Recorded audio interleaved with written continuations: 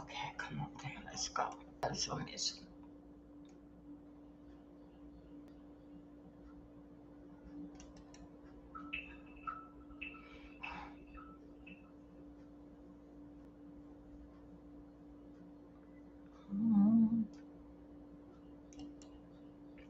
Hey.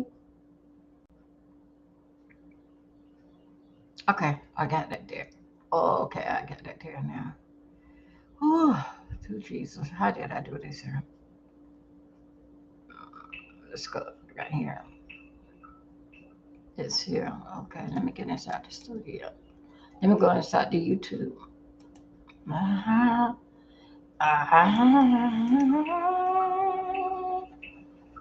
We screen the YouTube. That's right.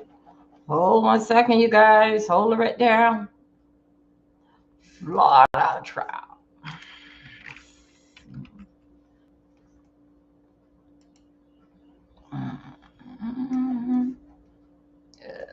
What we at? Hold up 1 second, you guys. We're coming live with it. Okay, we are here. Let me see how far we made it. Okay, we're gonna go right here.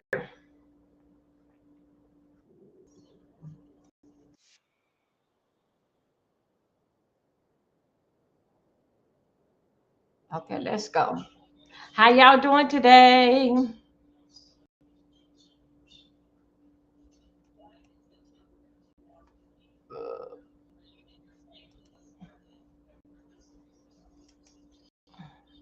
Come on, come on, come on, come on, come on up. I was a sergeant, and I was actually helping fill in the Arts and Science Academy, which is one of our development of assets. Turn us up. In addition to filling in as a school resource officer, hey y'all, did you still go around? Let's see what we got there. Hey Jay, let me see. Can I get us out a little bit more, y'all? What we are covering? Let me get myself in over here on the side. Draw your attention to September 4th. Oh, somewhere where I can blink that out on the side. How could I do that and blinking that out on the side? Let me see. Could I go here? As well. Yes, ma'am. What brought you to Appalachia? Okay, now let me see. Could I bring it out? Going to one of my police explorers. Okay, if I do that. Bible. Hold up a second. Maybe could I get it like that? Bible study that we do on okay. Hey Jay. So I was bringing him one. I actually went to the ROTC. Welcome everybody. Please thumb up my video. You are in here. The two SROs assigned there. Okay, who we got in here? Facebook, Twitch. Okay, thank you. The Boy Scouts of America, or Scouting as it's known today, and it is a. Do you guys hear it, Jay? Is it up loud enough? If not, I have to put my speakers back on. 14 and 21 who have an interest in law enforcement. Can you guys hear it? Learn from us. I don't have the speakers on. Welcome everybody. I am your host, Dolby Milton. Right now we are tracking a case that took down in Florida in 2024. And for allegedly, for what they see, everybody's innocent to proven guilty. This is a live coverage that's coming from Florida.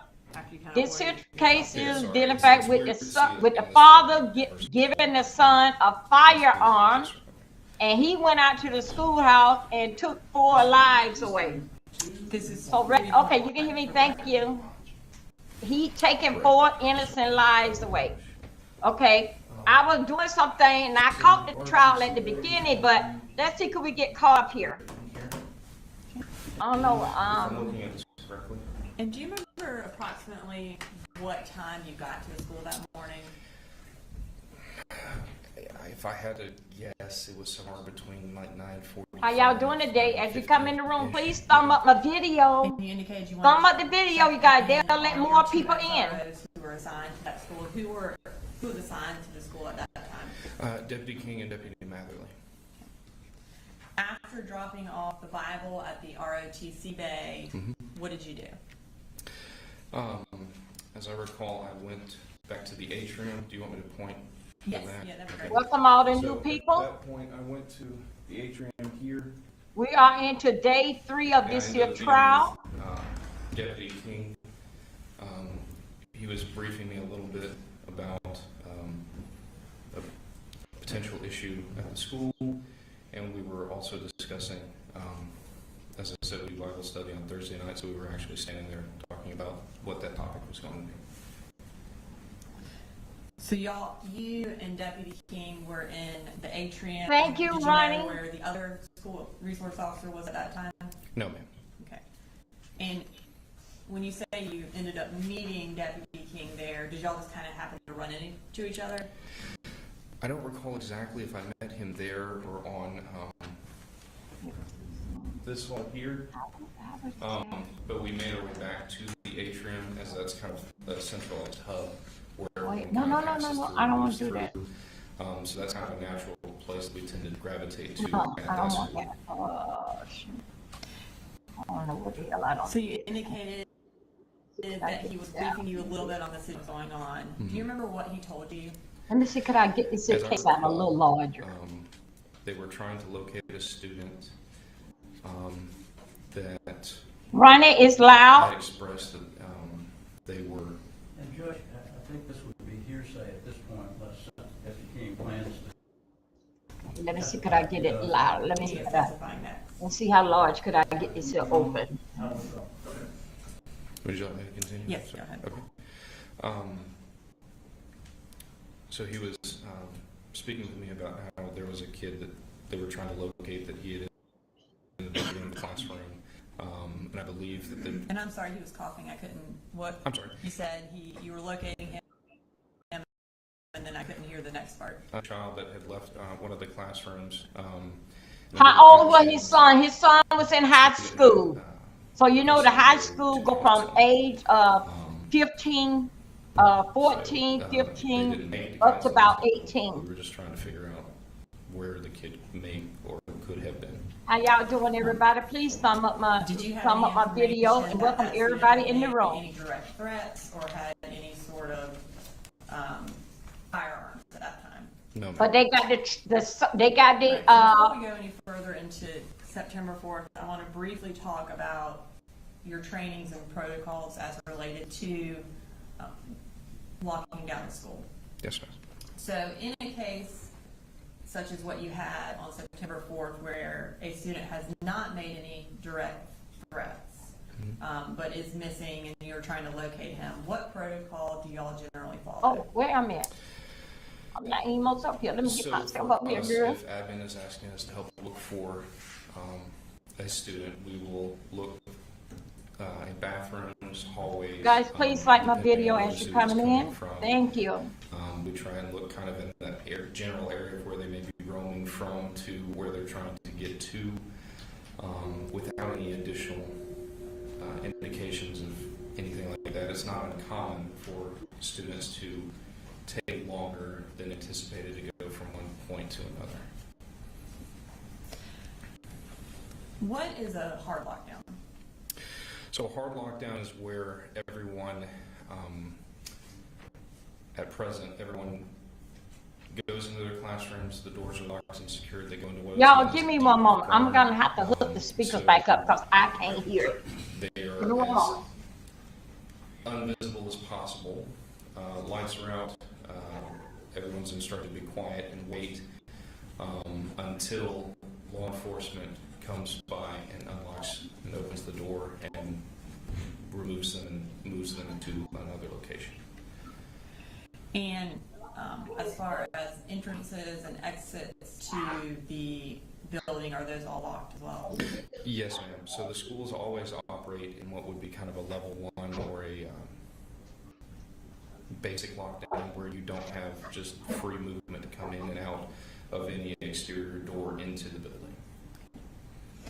And what are some of the issues or risks associated with issuing a hard lockdown? So depending on the situation, you can potentially create a barricaded armed individual in with other students or staff.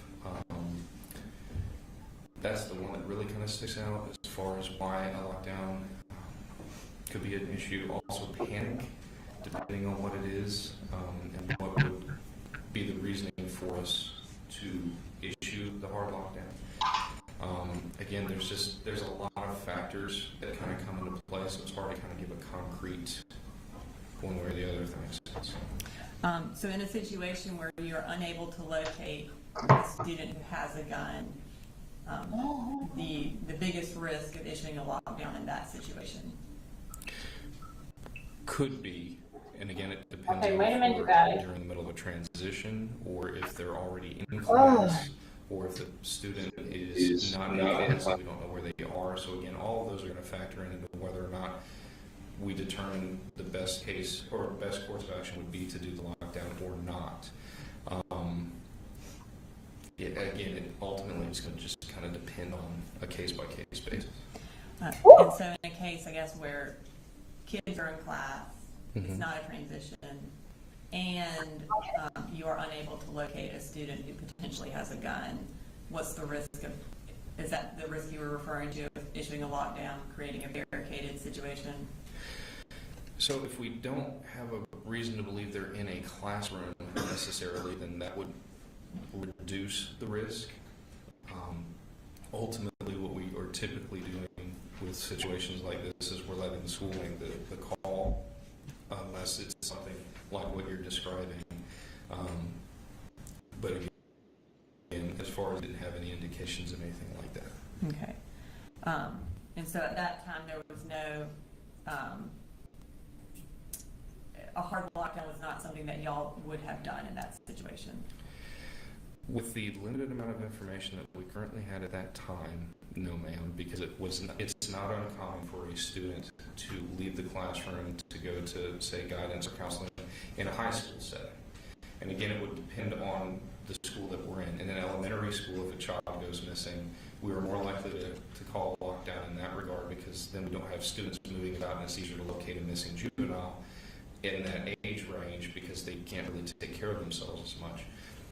In middle school, it changes a little bit, but not as much. And then in the high school, because they're more apt to be able to take care of oneself, it's not as critical to do a hard lockdown just to locate a student that's missing from class. And I guess is your main goal to find that student? Absolutely. Yeah.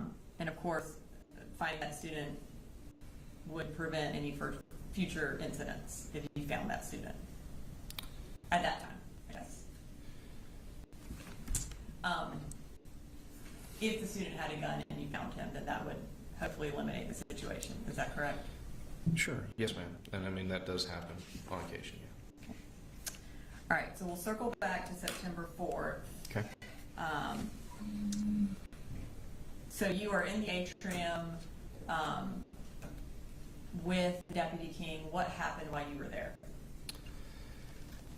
He and I were standing there, again, discussing Bible study after we'd kind of spoken about the very limited information we had at the time. There was a group of students with like big pickle jars type things, and they was kind of tapping on those. And then we ended up kind of hearing like a tap, tap, tap. The best way I could kind of describe that would be like a muffled snare drum type sound is what it kind of sounded like at the time. I remember King and I both looked at each other for a split second and then went down the hall toward what we rightly assumed at that point was gunfire. Okay. And did y'all attempt to go in the direction where the gunfire was coming from? Yes, ma'am. That's one of the things we trained to do. And tell me what happened as y'all are running towards the gunfire. So, do you want me to indicate where we were running down? Or? Yeah, you want to indicate first, and then you can sit back down after. Also, if you can find that fair, I see what you got here. Okay, I see it. Okay. And we hear everything. So we start heading down this hall here to what we would refer to as a T intersection because it makes a T.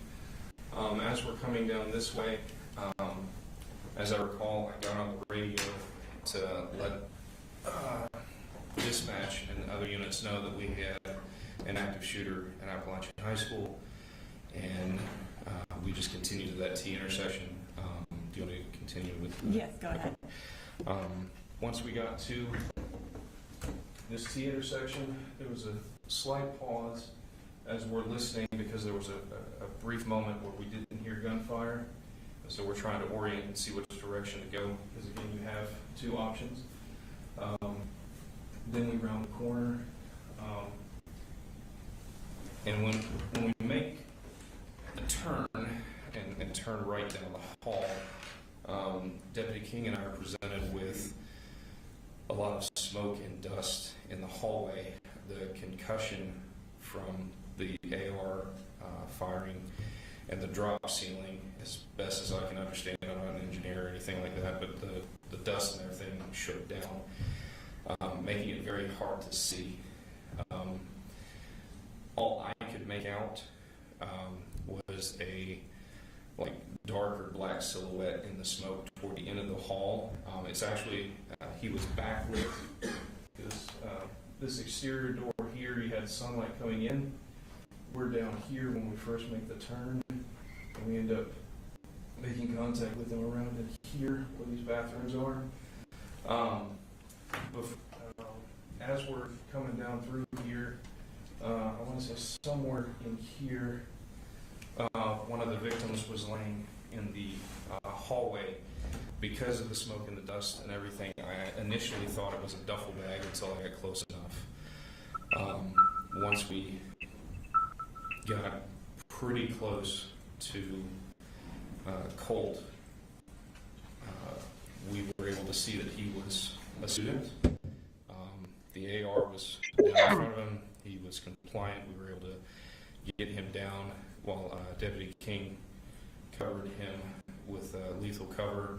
I proceeded to handcuff him and do a search and pat down for weapons and anything else. While doing that, I was able to take multiple full magazines for the AR-15 out of his pockets and kind of secure those out of the way. And then, as I recall, AR-15. A kid has that. Dispatch and the other deputies know what we had, where we were at, and what we needed, so we could start responding to everything else that was going to need to be addressed after. So as you indicated, as you round the corner, you saw a black silhouette. Yes, ma'am. What did y'all, at that point, did you know it was who y'all presumed was the shooter? No. What did y'all say as you round the corner and saw that? Show us your hands, get on the ground, drop the weapon, all things that we practice and train to say. Again, at that point, we didn't know if it was a student, we didn't know if it was a staff member or a teacher, and we didn't know if it was the shooter. We were purely going and trying to make contact with whoever it was in the hallway so we could make an assessment of where to go from there. As y'all continued to run down the hallway, did y'all know if he had dropped the gun at that point? No, ma'am. Again, we could not see. So y'all are basically just running in blind? Yes, ma'am. Okay. So you take him into custody and you search him and you take out the magazines. At that point that you are telling dispatch, hey, this is what we need, what do you start doing? I'm on the radio saying that we need to shut down the front from like Tom Miller down to like not quite Carl Bethlehem, but like over by Kendall Park, so that we can get med teams in and that kind of stuff. I let them know that we had one in custody, that we don't know if there's any other shooters. I have no idea how many are wounded. I have one in the hallway that I'm unsure if there's anything that we can do for, and I'm not exactly sure how I phrased that at the time. And at that point, we're just kind of holding the hallway because it was just King and I at that moment having to hold. So we're having to hold here, which is terrible to try and do with two people. Because again, we don't know, sorry, we don't know if there's any additional threats at the time. So we're having to try and hold, and we have to keep control of Colt, and we're responsible for him at that point once we took him into custody. Excuse me. Short time and it felt like a long time, but a short time later, Deputy Cook responded from Heyman Morris, and he helped us hold things until additional units got there. And were additional units there pretty quickly? Yes, ma'am. I would say that they were there very quickly. I do recall Colonel, Sheriff, Jeremy, one of the firefighter guys, with one of our RTF teams, got there very quickly, and they were in there and they started working through and triaging and figuring out who needed assistance and things, so we were able to get people out pretty quickly. And RTF, does that stand for Rescue Task Force? Yes, ma'am. Yes. So when more individuals get there, more law enforcement get there, and you're no longer having to hold kind of the scene with the shooter, what did you do? So at that point, we were going to have to systematically sweep the school and check the condition of everybody and start evacuation processes. As SROs, all of us in the unit have universal keys that work for all the school buildings. So when we started forming the teams up to go, I had a set of keys. So I started going clear. Good morning. Thank you for coming in. Please a group of some stop my video, please. Share me out. Thank you. State. So we had people from Gwinnett and Commerce and GBI and FBI and GSP. The case that we is covering is Florida.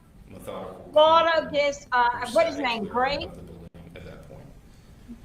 And then Colin. you indicated you weren't at that point. Given the fact he sure gave there his were son other a gun, Correct. allegedly. Is that something else you were Excuse me, a doing? firearm, There were no and his additional son shooters took in it the to building? school and Yes, took out ma'am. four Whenever innocent assumed lives.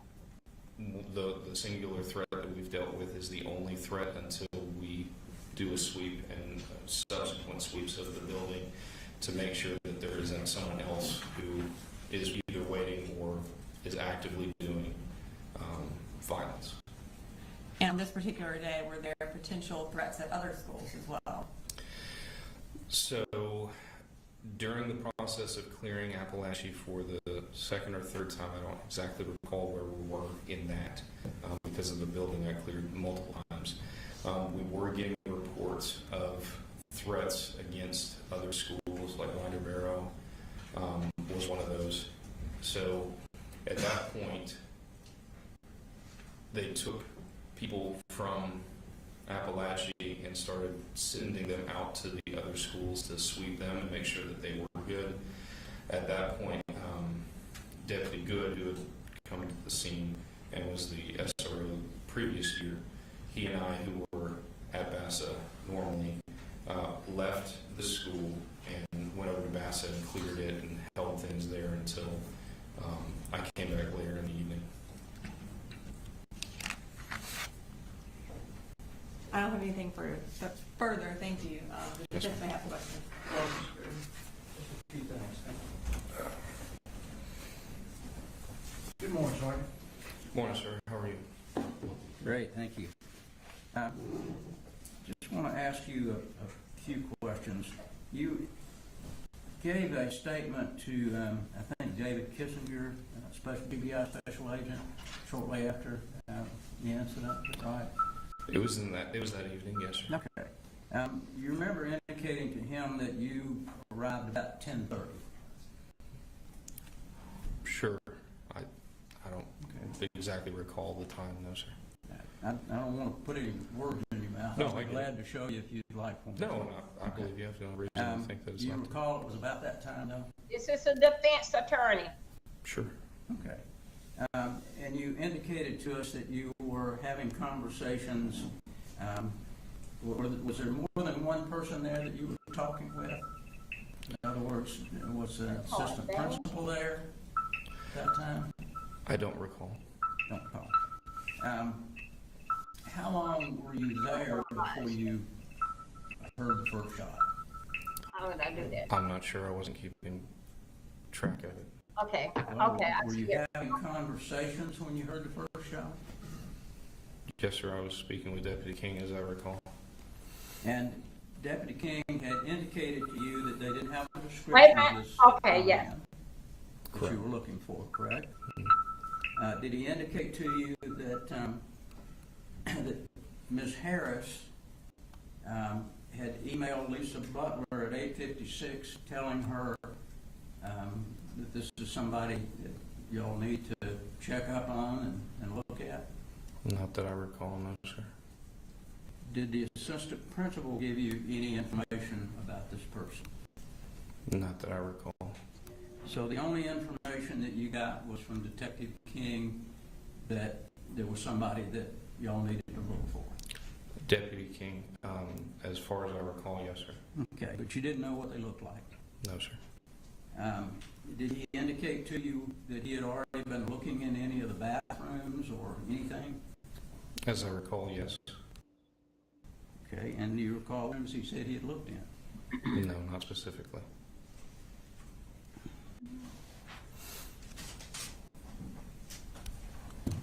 So you don't really know, other than you know that y'all were looking for somebody. Do you know how long people had been searching for this person? No, sir. Okay, yeah. Everything was okay. So if there was an email from Ms. Harris to counselor Everything was okay. at 8:56, it would have been about an hour and a half before the shooting. Is that right? How old was the son? 10:30, and you're saying that the email was at 9, then I would think the math would, yeah, an hour and a half. I think the son was 16. Nothing further from the state, Your Honor. May he excuse? Thanks, sir. Ladies and gentlemen, let's go ahead and take a little morning restroom break, 10-15 minutes. Okay. Okay, you guys, let me give you a rundown basically what is going on. I thank each and every last one of you coming in here. Thank you. Thank you, X. X is on with me. So anyway, this is basic. Let me turn this. No, yeah, I'm gonna be able to minute. Let's just basic go right here. I gotta go on.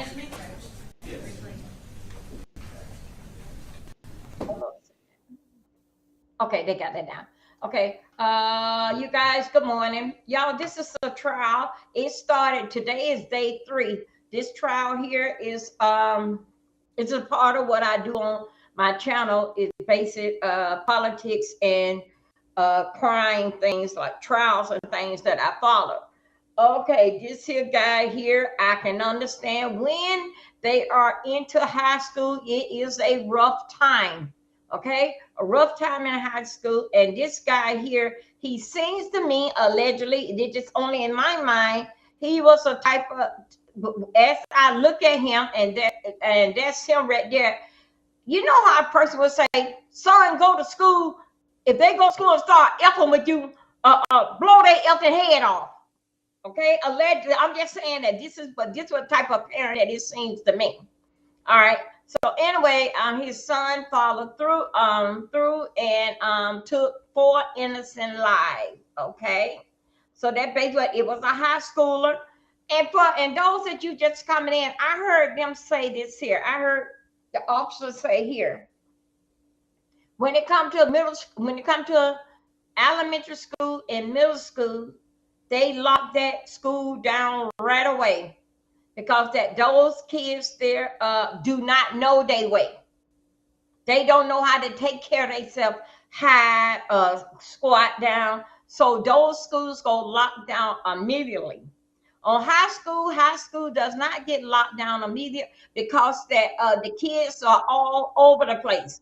Some kids hear it and some kids don't hear what's going on. But they found when they do get enough officers out there, then when they lock things down. Allegedly, this is what I'm understanding based on this trial, what is going on. Okay, so anyway, just want to thank you guys. I'm here. Let me see. No, I ain't had to put that on mute. So this is basically what's going on with this trial. Parents, we're gonna do some more things today. I got time today. Feeling better, got time. No sickness, but feeling better because I see that this weather's not gonna get no better, so I might as well get better myself. So You do got parents like that. Now, let me tell you, when I was coming up, my mom was like, hey, Tracy Boo. My mom was like this here. One fight, all y'all better jump in and fight. My mom wasn't like this here. One fight, let me give you this here firearm, a board, stick, cane, or something. Let me give you this here. Dedicated, they run up on you. This is what you do. No, and let them have it. No, we took on ourselves and taking our own weapon to school and dealing with a firearm. Where we came from, we all was afraid of them. I mean, it took another generation to tell us about those firearms, and then and the generation behind us, they didn't take them to school. Now these people here, they're a whole different thing. They take fighting to the extreme. They take it like, I don't want you to wake up tomorrow. And I don't care what they do to me. One thing you got to understand, schoolers, when it coming down to in jail, when these kids are in a teen and in a 20, they don't realize until they got 37 or 38 years old. Oh, hell, look how long I've been in here. Damn, man, I soon be 40 years old. But they not thinking about when they got in there, they was a little badass. Those ages are those ages is the most, keep up more stuff that's in the jail. Those ages between there, from the time that they get in there, 13, 14, 15, what time that they get in there till they get 37 or 38, they are a problem. They want to build in games and this, that, and other. They don't realize till they get 38 years old. In another year or two, I'll be 40. Damn, they think, I'll be 50 years old and I'm still behind these bars. I'm going to try to get my case. I'm going to try to get out of here. But still, yeah, out of all these times, half of their family, without more, don't pass away. So, anyway, so just letting you know about dealing with this case. This father here paid his son. I did know AR, that gun there, and the son go to school, and he had a couple of people bothering him, and he go and unalive 4 kids. 4 kids that didn't know, or the parents didn't know they were gonna see their kid again, that their kid wasn't coming home. So right now they is taking a break right now, and we are covering this here case here live, another Florida case. A lot of these cases that I am covering, when I do the celebrity case, of course, it's a history behind that. Like when I did the Diddy case,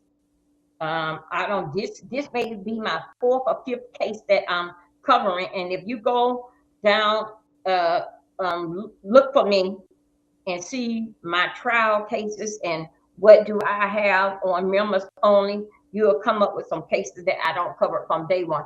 I knew about this case. Who is this still person that keeps calling?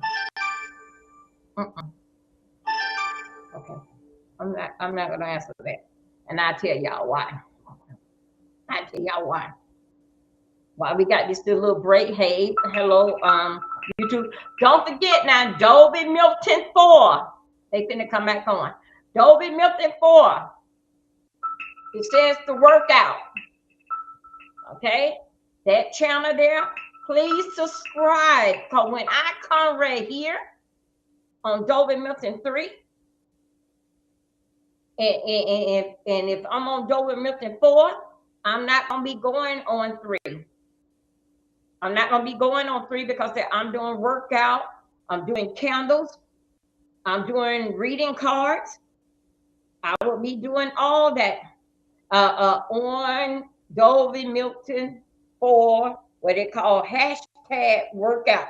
Please subscribe. Okay, today I did one, what it was, did in bay leaf and cinnamon. Okay, and the bay leaves and cinnamon, they'll come out. These people, they'll come out. The bay leaves and cinnamon, That basis is clearing your hair, clearing the air of, if you're feeling down.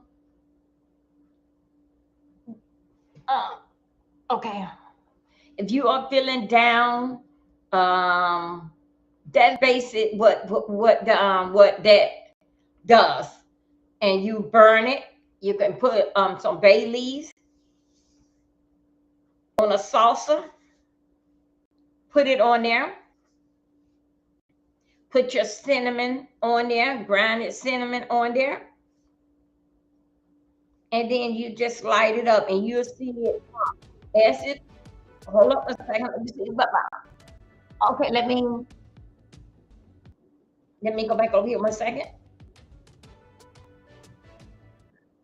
because I don't want to get into the copyright stuff. Okay, that's just the news. Okay, I don't want to get into the copyright things. Okay. Okay, let me just go right here. Matter of fact, let me just take more of the screen.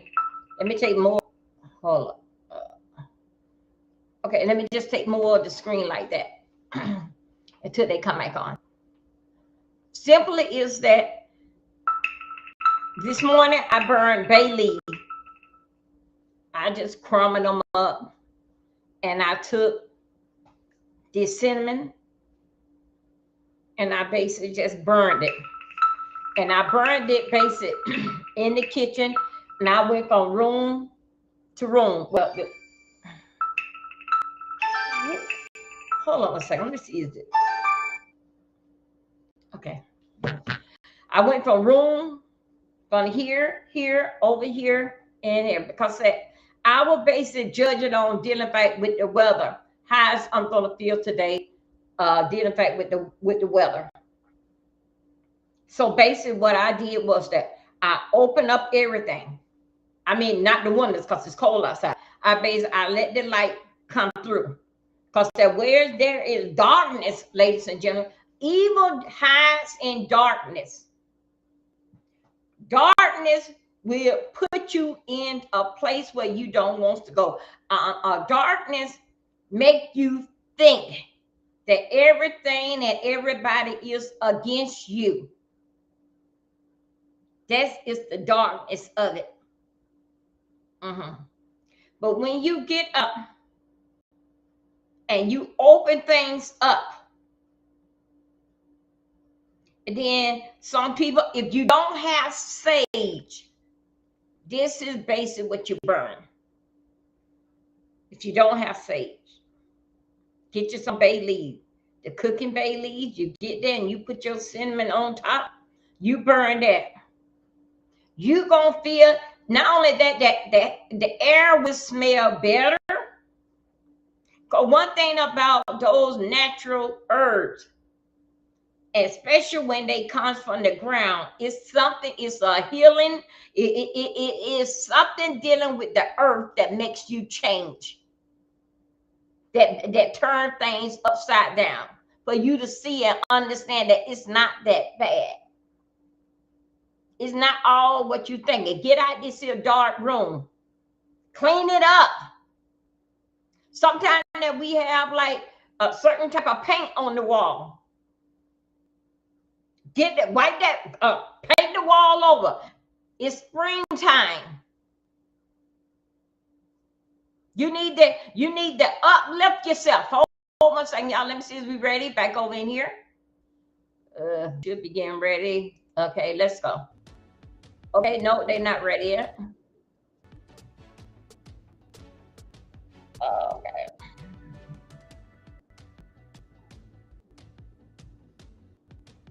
Okay.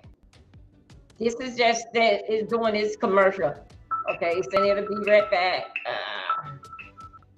Okay, let me just go right here. It still haven't came back yet. Do I want to go here? No, cancel. No, I don't want to go here. I am right here.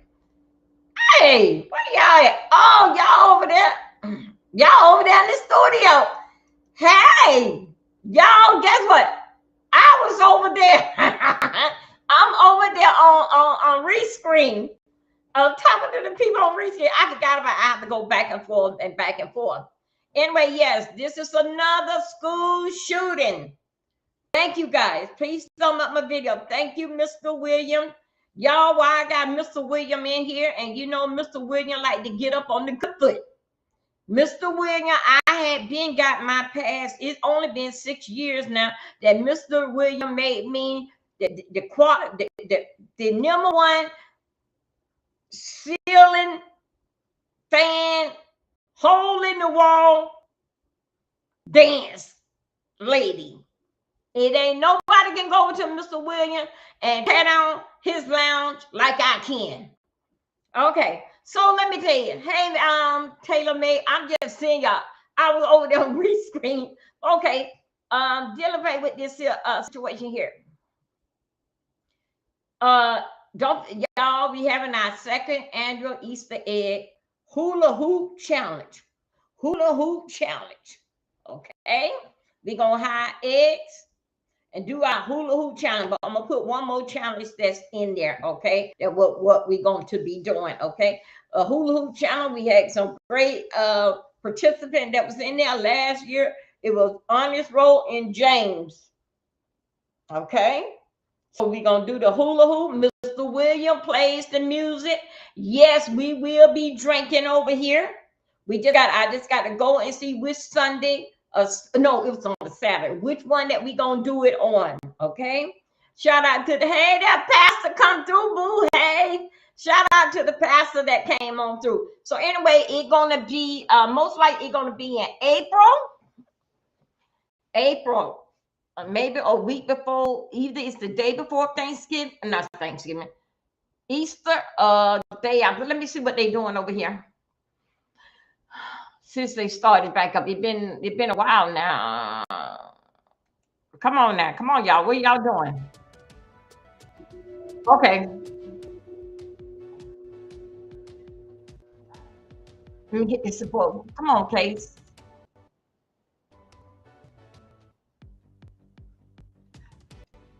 Hold up a second. Okay, let me just get on out of there. I don't know what about that they screaming from, but anyway, we just come back here. So anyway, you guys, get ready for the Easter egg hunt. The Easter egg hunt, yes, if you have not seen it, it's very, very easy to follow along. I will have eggs up here, there, and yonder. You have to call the number. If that number is up there, whatever inside that egg, that what you will be doing. That what you'll be receiving, okay? And that's how that goes, okay? The hula hoop challenge. If you that part there, if you like to donate anything, if you like to donate to the hula hoop challenge, okay, that'll be good. Dealing with the eggs challenge. Last year with the eggs challenge, it was basically, it was all my personal money that was put in the egg, and then as they call it, if the money in it, that's what you win. But you gotta have a cash app so I can send the money over to you. Okay. So anyway, the money was given that day, even with the hula hoop challenge. Honest Roll and James had to split the money. Yeah. And that's what happened in the hula hoop kind of. But we had a lot of fun, had conversation, we were drinking. And telling the truth, that probably was my highest view in a year. So anyway, look forward. It's time to get y'all hips in motion. You know, we've been doing exercise from the beginning of the year. So we all, right, Tracy World, we all should be able to get up and move, right, girl? We all should be in a way that we can all move. Okay. So anyway, let's go on. Let me see where these people at. If not, I'm going to have to move on. Where they are at. How y'all doing today? Let me see. What are they? What is they doing? What are they doing that I cannot get a hold on with the trial? They said they was going to it back. it was live, and what the heck is going on? Well, if they want to do that, let me just back it up. Let me just back it up. I'm gonna do.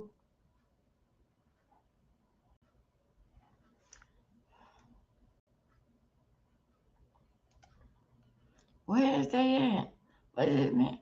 What did they do? Did they go to like? No, it's just nothing but that's my clock wrong. It's 10 to 5. What are they?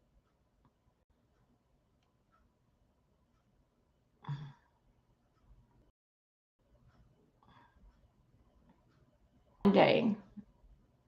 Okay, yeah, it's going on. Let me see. Let me see somehow or another could I get it. Let me go to the hold on a second.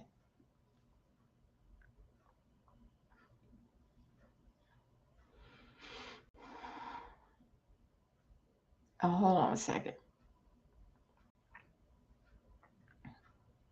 Go to my email for something. Who is this? Hello?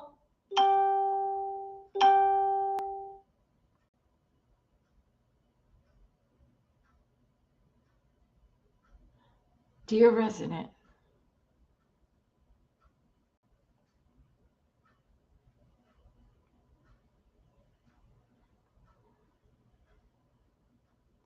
Okay.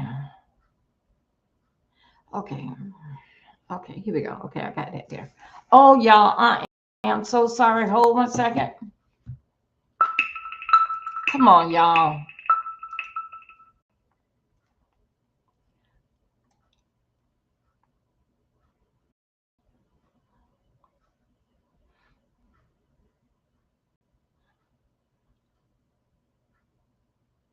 Hold up 1 second. That was a year ago.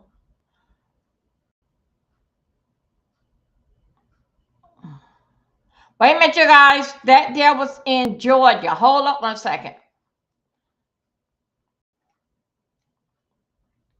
That school there, that school there is in Florida. Hold up 1 second. Let me see that what we got. Okay.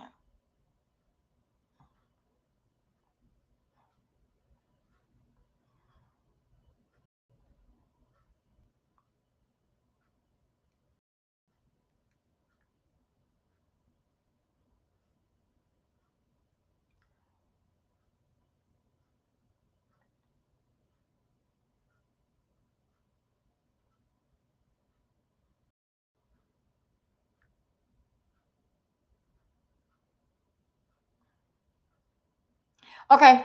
Wait a minute, you guys. Let me. I don't know. I don't know what the heck is going on with that story.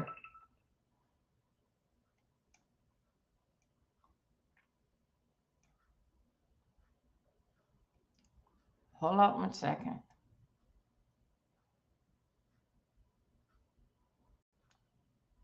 Okay. Let me just go right here. I don't know where they at and why they have not came back. Let's just go. Anyway, this here was a live coverage, and which way how they decided to go with it, I don't know. It was day 3 of it, live coverage, and it was coming from the news channel. And also, too, I want to tell you something. I just went through it for the last couple of days. Anyway, let me get off now.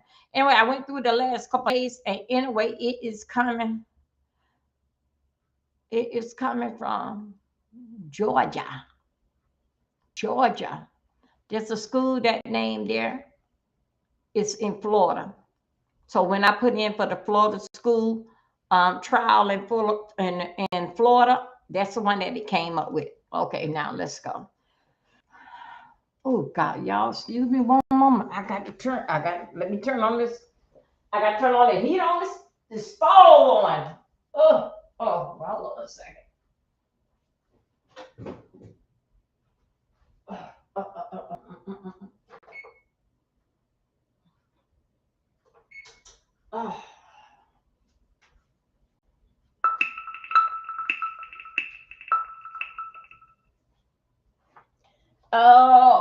Okay. Okay, let me see where we at now. Let me see where we at now. Okay, let's go. I don't know how long I'm gonna stay right there waiting on for them. And I know that it's live, so it's not there. Okay, hold on, child. Let me see. Get out of here, Brian. Let's see.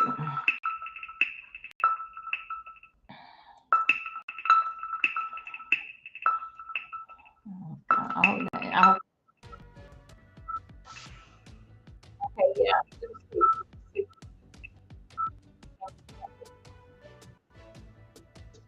Watching now 2 hours ago.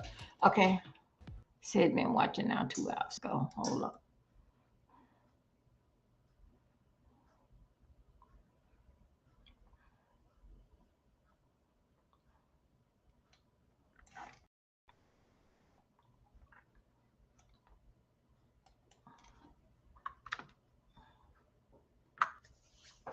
I gotta stop this here bit.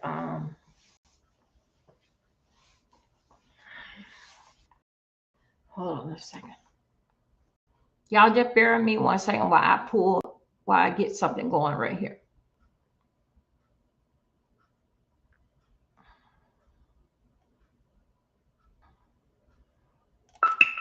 Come on now.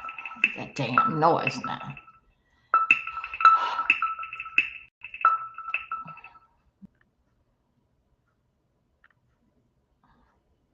Okay, here we go. Day 3. Let me see how did I get lost. Give you that choice. Okay. Another thing about Special Agent Stewart, we are going to be publishing sensitive material through her. We wanted to let those in the gallery know that we'll be publishing the first thing on the testimony. Essentially recording walkthrough of the school that was filmed of the crime scene, so there's sensitive material in that walkthrough that some people may not want to observe. We'll then show pictures of the crime scene, which obviously may be upsetting for some people if they don't want to see that. We wanted to give everybody a heads up. We do have a few pictures of the deceased victims, but we will put a disclaimer before we publish those, both for the media and anyone who specifically wants to avoid exposing themselves to that. Yeah, just make sure that we in the media are aware of those things that are not to be recorded based on our Friday motions and consent order. Yes, sir. And those pictures that the media is not allowed to capture, they are at the end and separated out so that we don't accidentally do that. We may need to break mid-direct or somewhere in the direct, just the lunch we, Yes, sir. we kind of already had it coming, so I don't know. I don't want it to sit for 30 Oh, minutes. everybody. They get their foods. Thanks, there. And okay, I got Ready you. for the jurors? Okay, I got the marker. Let me go right here. Bring it in. Okay, you guys. Hold up.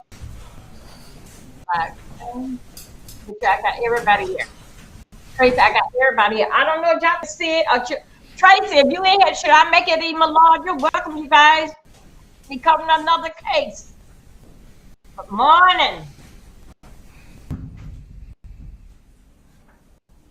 This is not Florida. This is Georgia. 2024.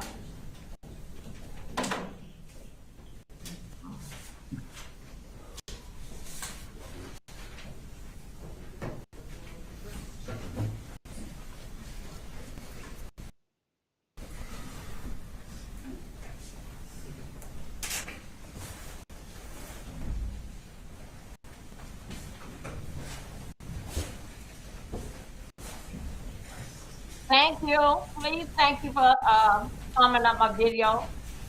And if you haven't subscribed, please subscribe.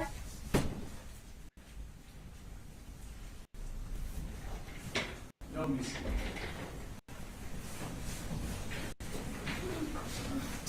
Somebody calls next one? They call Brandon King.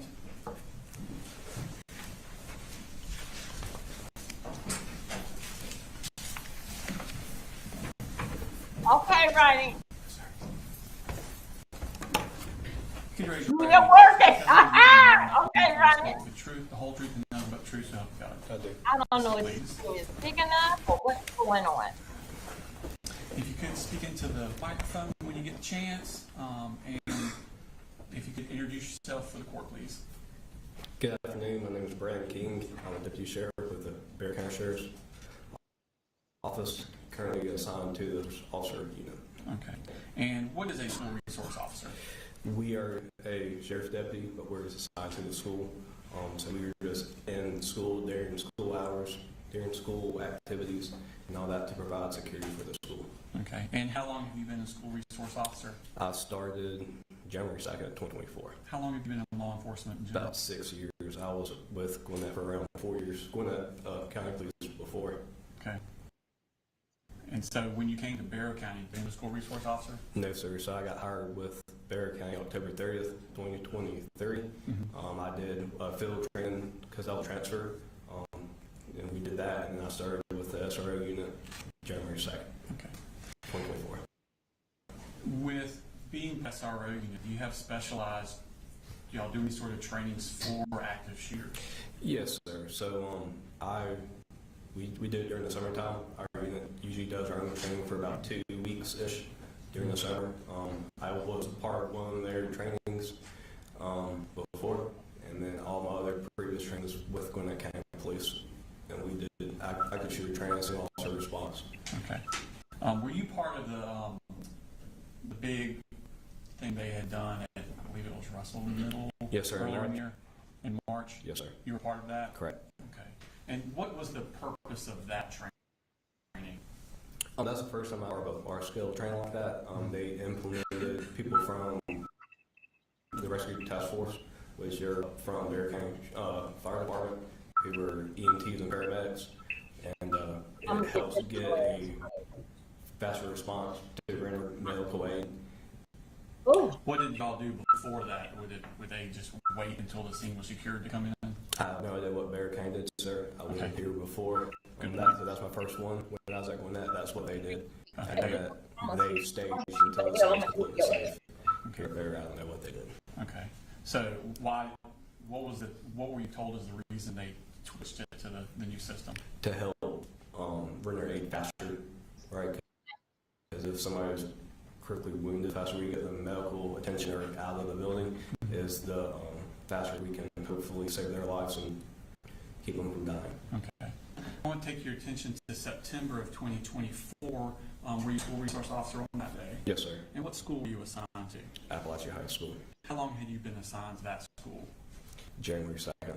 Or actually, probably the second week of January, when I started the second, I did a field training officer with our SR unit, which is, I went around different schools and learned their process. So probably the second week of January 2024. Okay, so basically the second semester. Correct, yes, sir, Very good. the spring semester. What do school resource officers do in the summertime? So we go help the roads, we go help civil transports, that kind of thing. And then we also have like a summer camp, which is what we do. We take a group of usually middle school boys. We take them on like day trips, like hiking, stuff like that. And then we also take them to Jekyll Island. Most of the time it's like a little camp, just kind of like a woods camp. Okay. So in September, when did school start for Appalachia? August 1st, if I recall correctly. Okay, and what did you do generally day to day from August to September? I was in the school all day during the school hours. I personally like to walk around. I can't sit still very well, so I just did laps around the school, checked classroom doors, make sure they were shut. That's something I was really, really big on. I ruffled some feathers about how closing doors a couple of times. I was also really big about keeping the exterior door clear. Everything is secure. What is the protocol for the secure, like how secure is the school on just a daily? So I guess the easy way to explain it, we're in essentially a soft lockdown. And what that means is classroom doors are shut, and they have a mechanism in the door handle where it automatically locks behind the teacher. So when you walk out, if you exit the classroom and you shut the door, it automatically locks. Okay. How would a student get back in? They would have to knock on the door and have either a teacher or whatever trusted student teacher to let the kid back in, descend back in. And how would someone say, my kid forgot his cleats for soccer? How would I, as a parent, get into the school during the school day? And so where our office is in the attendance office, and it's just set up just like there's an exterior door and a visual, and then another door, and then you'd have to go and ring the bell and tell the attendance lady, which is Miss Stanfield, I'm not sure if you're still there, why you're there, and then you just would drop off the cleats. Okay. I I'll love pull the up shoes. a larger picture of the school. Is this, it's 3.1? Just behind you. Is that, it's in front of you, man? Yes, sir. Could you orient yourself to the school, and then tell me, where is this office that's your office or y'all's office? Do you have permission to stand? Please, that'd be great. There should be a pointer there.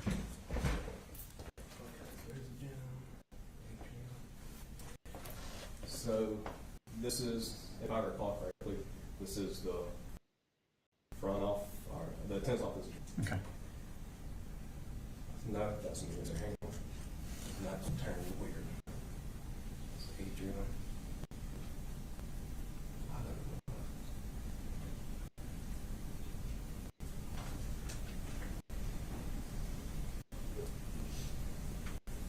My best guess is this is the media center, if I remember correctly, and then this is the entrance Okay.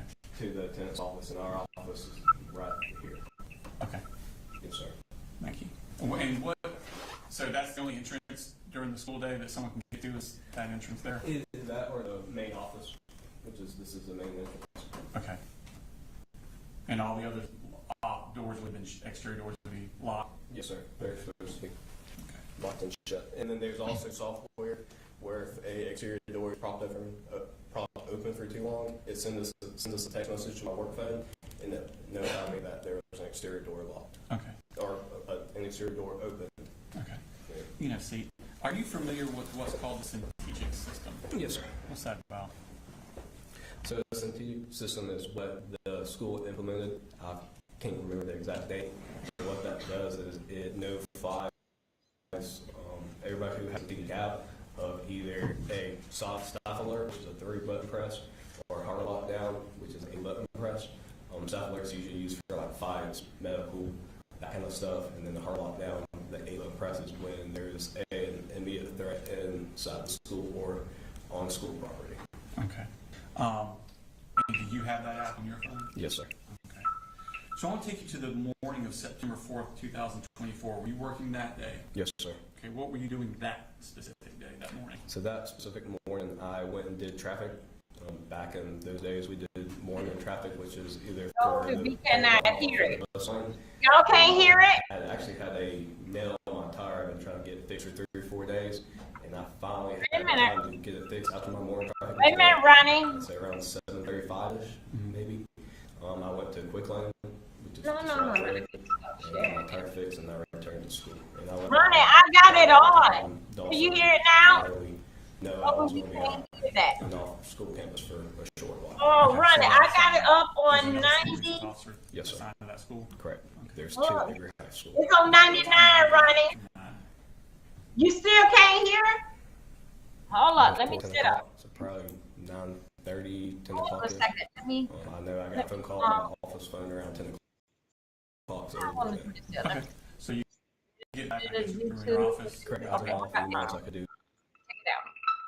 Wait a minute, Ronnie. Let me see what happened. Okay, now let me go back, Ronnie. Okay, hey, there's Tracy. Okay, let me see. Okay, Ronnie says that 9. Let me. Okay, I got that. That's there. I can't close that out. Live from Restream. Okay, and I got that. Shoot. Let me see. Let me see something running. I'm gonna see something right here. Oh, shut your ass. Got me all out here in these streets just looking in a kind of way. Okay, here we go. Oh,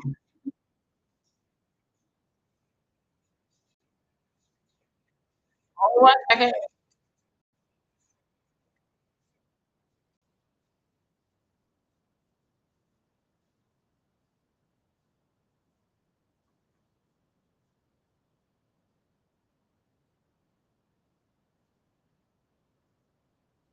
Okay, wait a minute, Ronnie, you got it now? Let me go over here. What was the plan of action at that point? What was she asking of you? So what we do is we just aid school admin. So we were just there for. What about Ronnie? Ronnie, could you hear it now? Same thing. When they get a threat, we don't have probable cause to exactly search every single just because of an anonymous tip. A school admin doesn't have to abide by the amendment like what hear it. we do. Is anybody else So in the what they chat do is hearing? they conduct an admin search, which is they. Look Ronnie, at go out and come back things in. Let's see what happened. send out for security, and then finds anything that gives us a probable cause for an arrest or a penal offense that was committed. I'm gonna then see we if can Ronnie gonna take go out the, and come back in. Situation from there. Okay. Let me dive a little This bit. is- So hypothetically, if I were Hello. to say, I think that guy over there's got a gun, Right? can you just stop him Yeah, and who you search want him? to speak to? No, sir. So what we could do is call it a Terry frisk, which is just a brief, it's not a Yeah. search, it's a quick pat down of the person's Yes, clothing how can I help or items to make sure that they don't have a weapon. Okay. So under the Fourth Amendment, for you to search somebody, being law enforcement, you need to have what you said, probable cause? Yes, sir. Okay. But is a teacher in the same position as a law enforcement at a school? No, sir. So a school admin, they also, if I remember Hold on, correctly, insurance. when every student Oh, enrolls in let me see American what schools, Ronnie's they pretty much saying. essentially No, I'm going. sign what I call a Fourth Amendment waiver, which means that Okay, when a Ronnie. student is at Let's the see what school, you get right here. the Let me school see. admin YouTube is is down acting here. as a parent to the Ronnie, child could you at hear that what I have? time, and they have How did I get custody down of the from here? student is a better word for it. So the school admin just has to have anything to do with school safety that they can articulate about why they want to do a search. I hear it over So here, normal that's procedure would be for Restream. administration to take the lead. but and you don't have, hear it kind of like over security. Correct. here. You don't hear it on So, YouTube. Oh, one at second. this point, what do you know about this student? Nothing at all, sir. Okay. Do you know what he looks like? No, sir. YouTube. Um, Okay, Ronnie said she can hear it over there, but now she can hear it on The plan was research. to She go to can't hear it where on the YouTube. student was at. See, Pull the why student out and stand by for security while school admin conducted their investigation Why I can't hear and did an administrative search of the Senate to ensure they did not have a weapon. okay. And did you go, where did y'all go? We went straight down F Hall to J Hall and went to Mrs. if I remember correctly, her classroom where the student was supposed to be. And did you go into the classroom? No, sir. We stood outside, close by the door, just to provide security for Miss Martin. And did Miss Martin go into class? She went to the door. She might took 1 or 2 steps into the classroom. Okay. At that point, just requested that a student come speak to her. And was that student in the classroom? No, sir. Okay. And were y'all? Well, oh, shoot. Ronnie? I don't know what the hell I'm doing. Okay, wait. Shoot. I don't did something. Wait a minute, Ronnie. I don't did something. Come on back up. Here. Yeah, I'm in trouble now. Hold up a second. You can hear it over here. Let me try to get back up here on the screen. Come on up here. Where that boy at?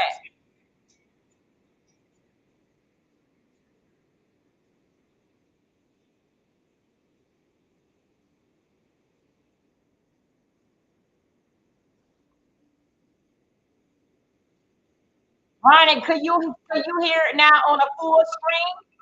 No, I'm not leaving that council. Ronnie, could you hear it now on? Oh, no, I'm not going to. Okay. Well, okay. Ronnie said she's not going to that. Let me see what we got here. Okay, I think so.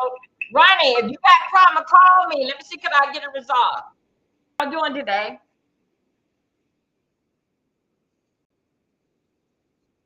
My God.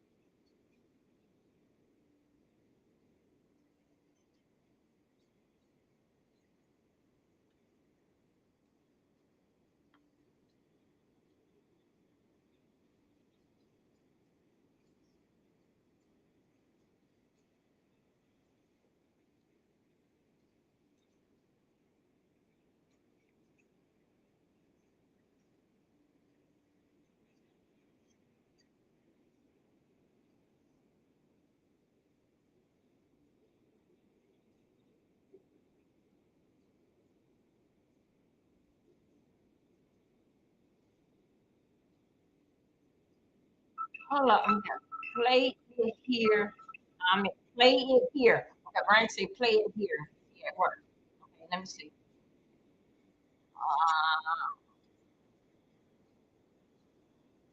I'm live on studio. No, no. Here, okay, okay. Ryan says share. Play it here. Come on, come on here. Where is it? We did as soon as we got that information. Okay, wait a minute, Ryan. Director out, Oh, which is now okay, Ryan said play it here. K Hall. Make sure that I got it right. We call this H Hall, straight to the council suite. Okay, okay, I got it. The council suite, I immediately did a quick search of the suite to make sure to identify if the student was in there. We checked closets and bathrooms, and he was not in the counseling suite. Okay. I talked to school counselor Ms. Butler, who said that she received a call from the student's mother that morning, and the mother was just concerned about him. And then I asked her questions about concerned why, and she said, "Oh, no, she's just concerned about him. We just need to check on him." Okay. And where? Okay, you hear it over there. Okay, okay, that's fine, Ms. Ryan. Martin went with us. So me, my partner, Ms. Martin, all went to the admin suite, or I'm sorry, the council Give me office 1 second, guys. at that time. So he's not there. Correct. Where y'all go next? So I asked Ms. Butler for a picture of him.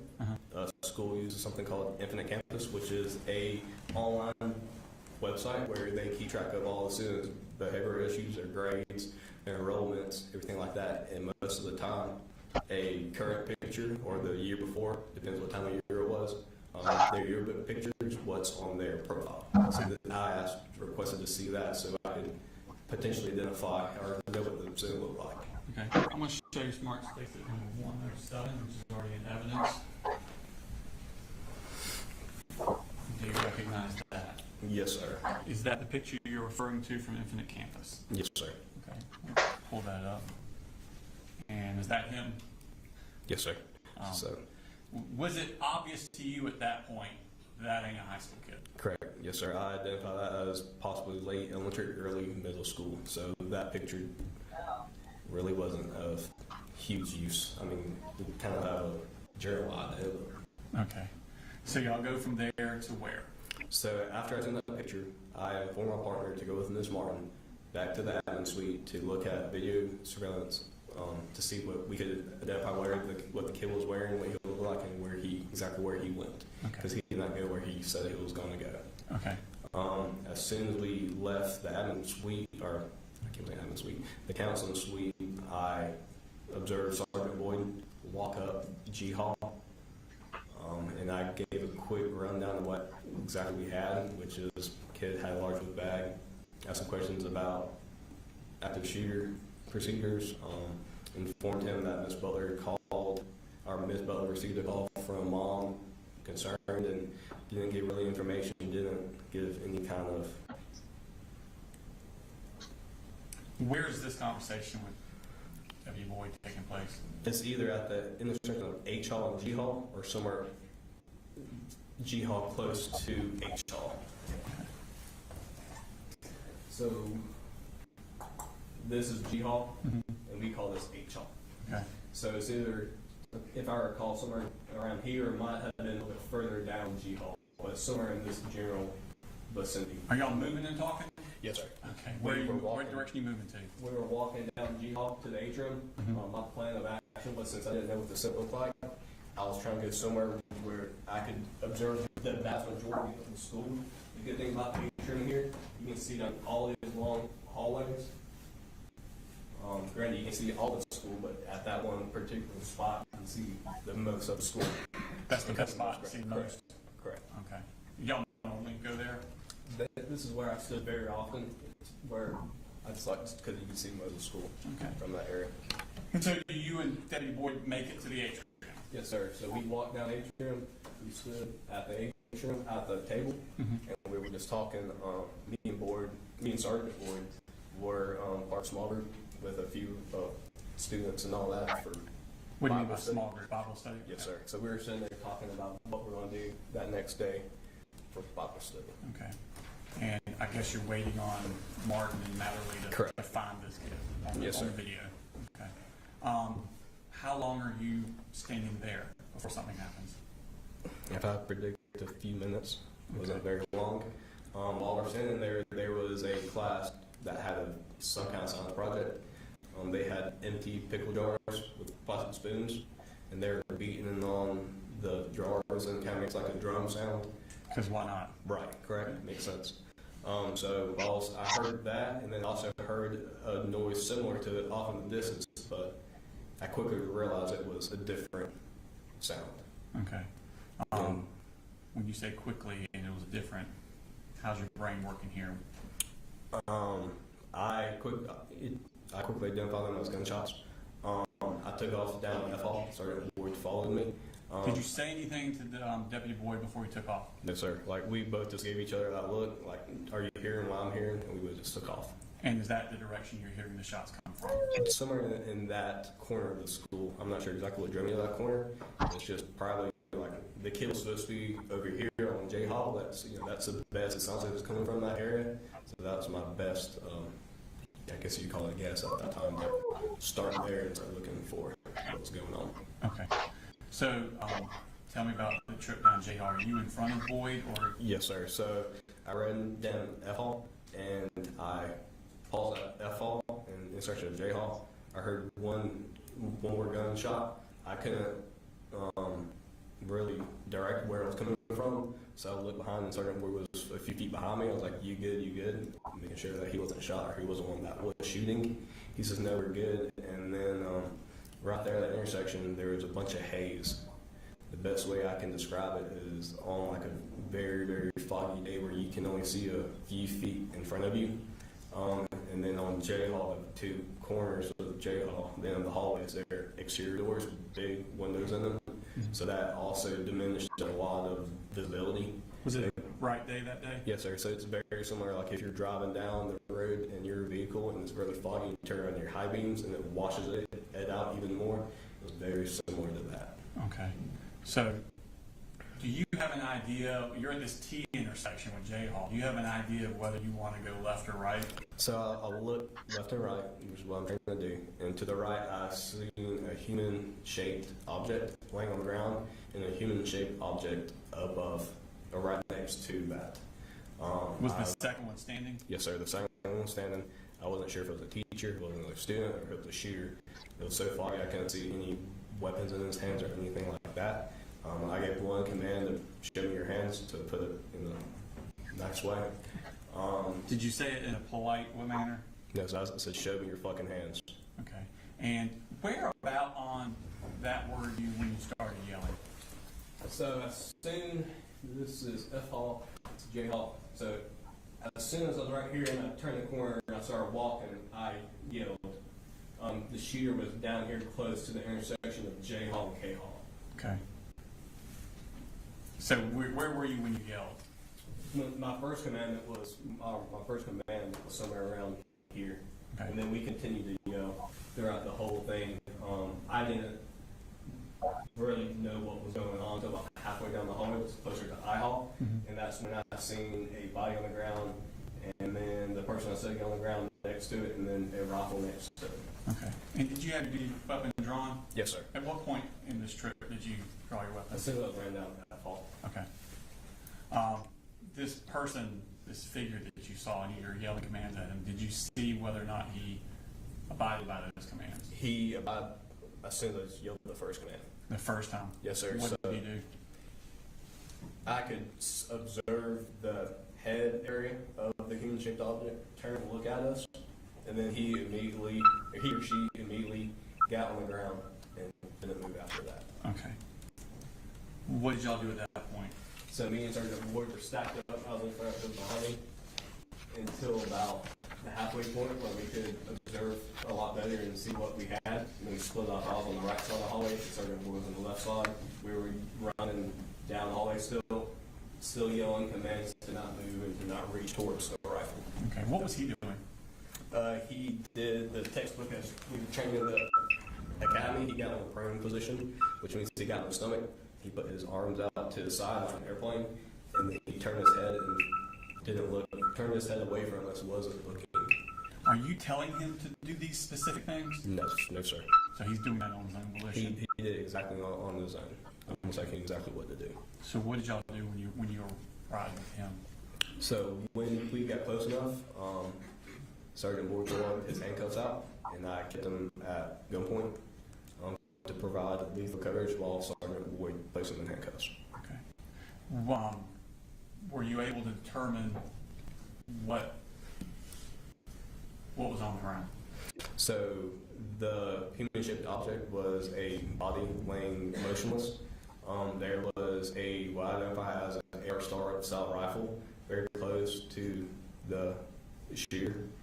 And then after Sergeant Boyd placed him in handcuffs, he conducted the search incident to arrest, where he found several magazines still fully loaded in the shooter's pockets. Okay.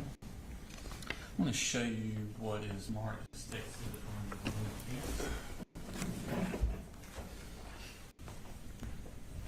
so you can identify that. Yes, sir. That is a shooter.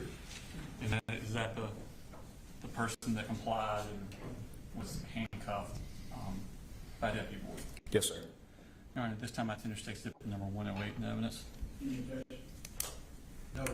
All right, 108 is submitted.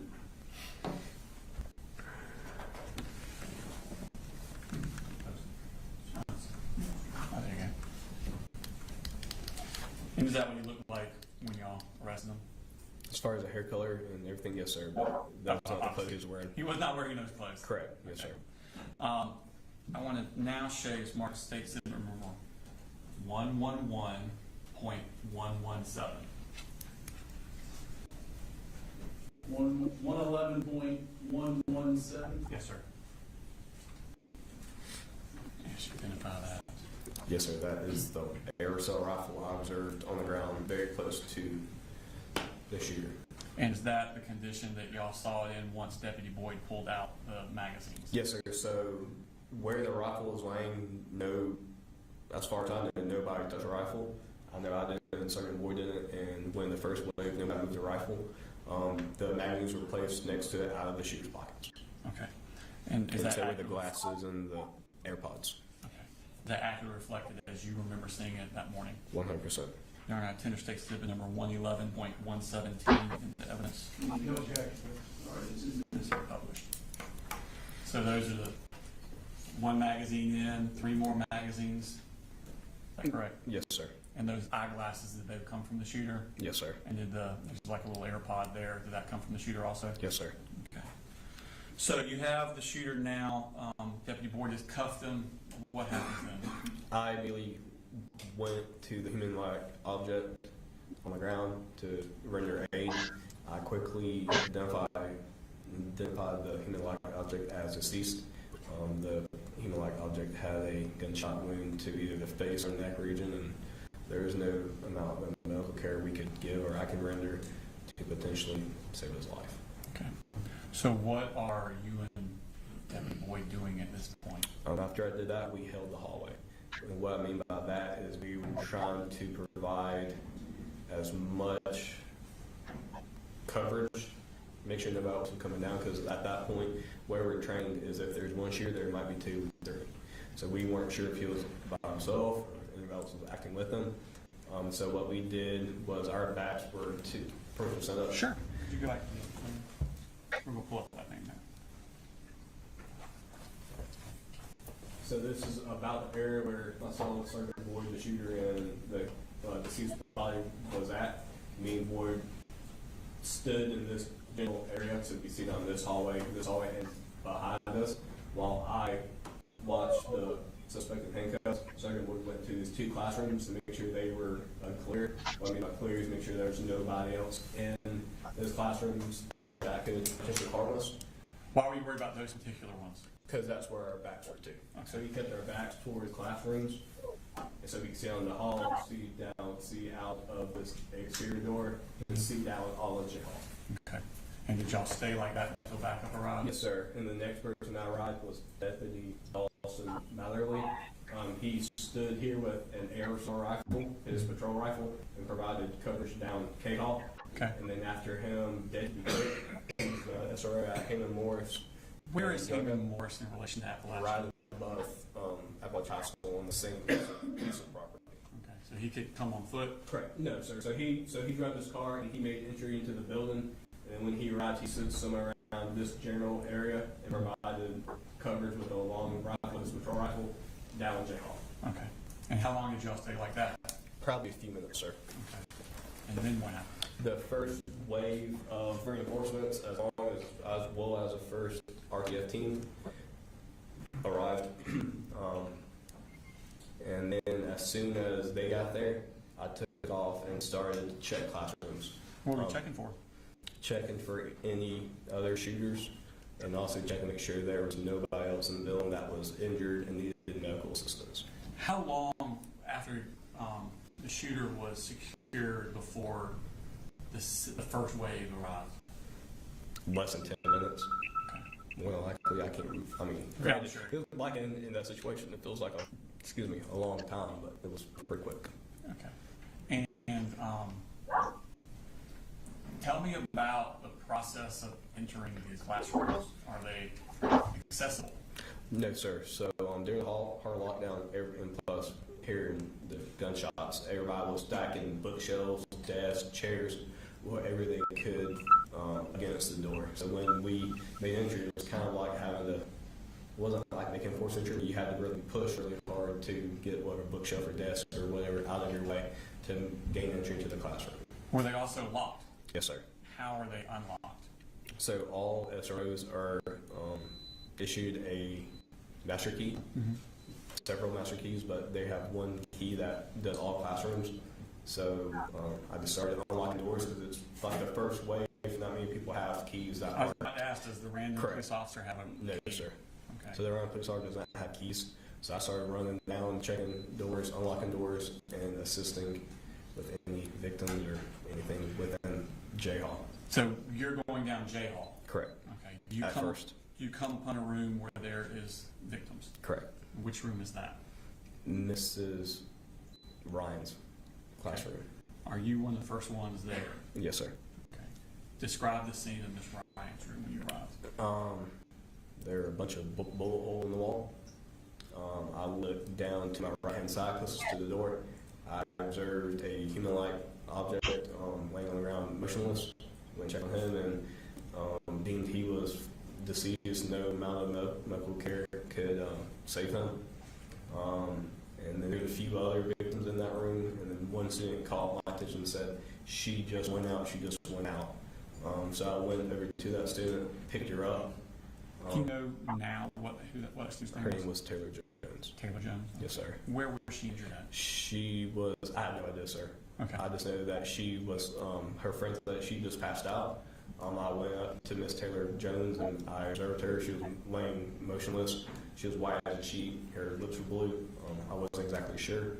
So I picked her up and started making my way to the door. So I made my way to the door. A stretcher was right next to that door.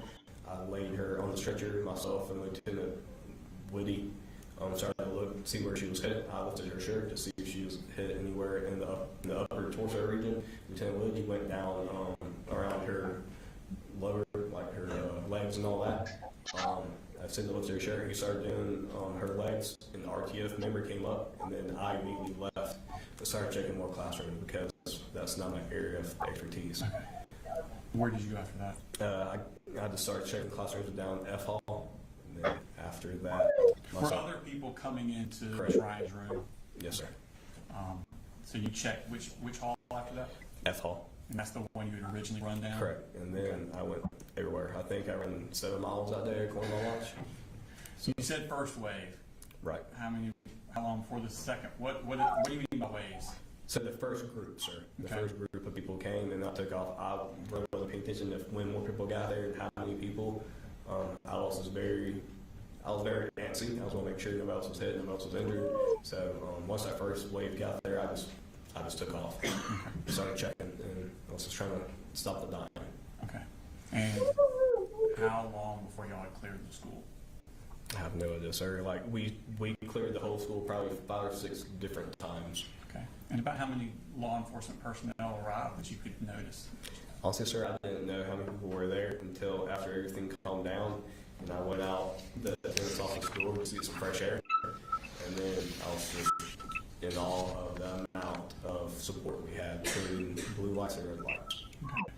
How long were you working that day? If I recall correctly, I think I was forced home because I went late around 7:30ish. Okay. Could be wrong. And did you give a statement to the Georgia Bureau of Investigation about Yep. your involvement? Yes, sir. Just a second, please.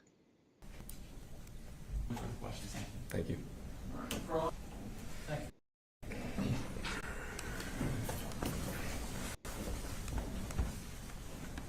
Good morning, Deputy. Good morning, sir. How are you? Good, thank you.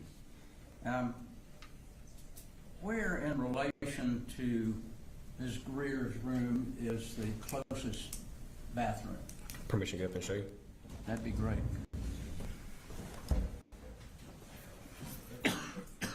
Right here, sir.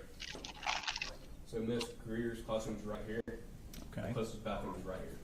Now, is that the bathroom that you initially checked? Yes, sir. Okay. Where is the next bathroom that would be closest? On I hall, sir, which is right here. Did anybody check that bathroom at any time, do you know? Not to my recollection, sir. Okay. You had indicated that you didn't have, go ahead and sit back down, thank you. You had indicated that you didn't have a description of cold gray. Right. But you talked to Mrs. Butler and she provided that photograph. Yes, sir. Did she indicate to you that she had seen cold gray close in time to this situation? No, sir. Did she provide you any information about what he looked like, whether he was black, white, Hispanic? If I recall correctly, she just said the white male. Okay. Did you say anything about the length of his hair, what color hair he had, Not to my recollection. or how tall he was? No, sir. Where in relation to Ms. Greer's classroom is Ms. Harris' classroom? Is it fairly close? Kind of, sort of, sir. Miss Harris is on G Hall, and then Mrs. Greer is on J Hall. And while you were there, did anyone get Ms. Harris to come up and identify what the person may look like? Not to my knowledge, sir. Did you ever see a book bag close to the gun or close to Colt Gray when you saw him initially? No, sir. Do you know where that book bag may have been? No, sir. Was it ever found in the bathroom or classroom? Do you know? I have no idea, sir.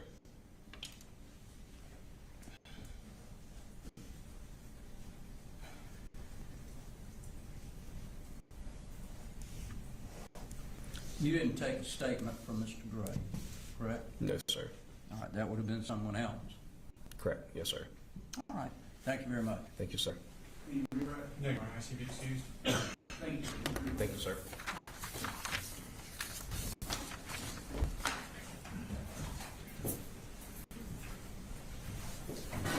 Our next witness is going to be the lengthy one, Your Honor. I don't think there's any food here yet, so if you want to go ahead and start them, and then we'll stop them. State Health Special Agent Daniela Stewart.